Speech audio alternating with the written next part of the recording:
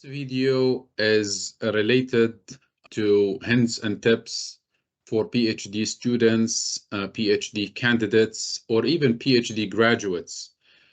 And the objective or the reason behind this video is because of the various questions that I receive from those students and those members who are completing a PhD program or recently graduated on how I can get into the engineering workforce. How can I get a job, especially that most of the students or recent graduates in a PhD program think that they are overly qualified for a specific job or various jobs. So from this video, I believe that the hints and tips are going to at least give you some room to think about, the process and the methodology that you want to implement and follow in order to increase the chances of getting hired by small, medium, or large companies.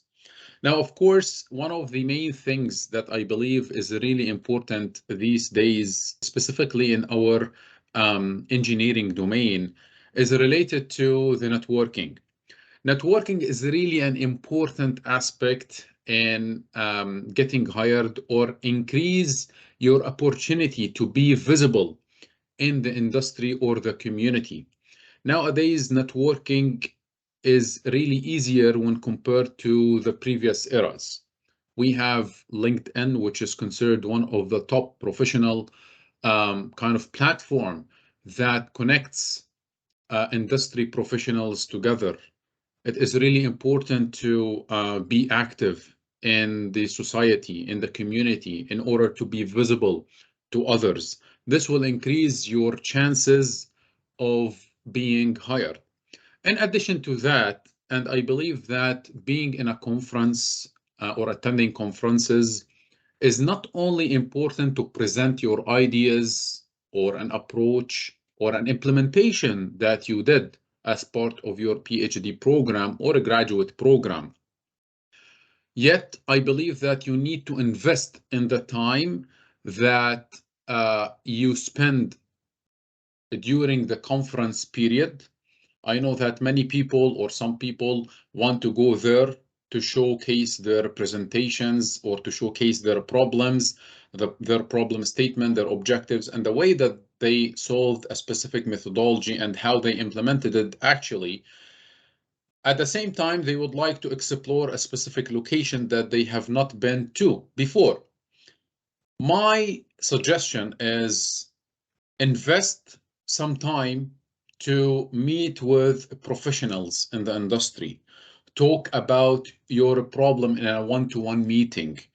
Try to, express your passion about the industry and how much critical thinking you can add to the company. Get their business cards. Have your business cards. Develop one for yourself where you can customize it the way that you want. But make sure that you leave a trace for that person in the sense that if they think they want to hire somebody, they can approach you. So networking is really important, whether you are staying behind a screen or attending a specific venue, such as conferences. The other point that I want to also discuss is related to tailoring your CV or cover letter. Now, there is a big difference between an academic CV and the industry CV. An academic CV, there are several templates. You mention about your publications, your conference papers. You talk about your certifications and details. You present your research projects that you did. You talk about, the research projects that you completed as a principal investigator or a co-principal investigator, and other aspects. There are specific elements that you need to include as part of your academic CV. However, if you look at the industry-related CV, it is totally different. We focus on the objective. Try to focus on your technical or highlights or skills in bullet points. Try to talk about your experience. You need to mention about probably your certifications, what software that you can use or you have knowledge about, in addition to, of course, including your educational background. Now, the educational portion is generally going to be at the bottom of the CV or the last section of the CV. Now, the question is related to how I can tweak and tailor my experience for an industry-related job. Now, one thing that you need to focus on is the problem that you are solving in your PhD program. Now, one thing that is probably missed by different graduates is the aspect of project management. We all do project management, whether we know it as per the PM book from the PMI or other resources. But the methodologies that you have in mind in order for you to complete or execute a task to close it or complete it is part of the project management. So essentially, you are applying a project management kind of skills in your PhD program because your advisor is expecting from you to have a problem statement, which is a project, and that kind of project is going to be solved. So you are executing that project, and once it is done and implemented, you are basically closing or completing that kind of project. So you need to be smart enough to tweak your experience in the way that drag an attention to the recruiter or the HR personnel.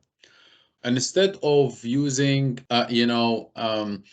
a PhD student as a title, try to include a research and development engineer or a research and development a professional. Because at the end of the day, you are a research and development and R&D personnel who has a problem in their mind, a problem that they are technically trying to solve in a 4-year program, 5-year program, or a 6-year program under an educational institution.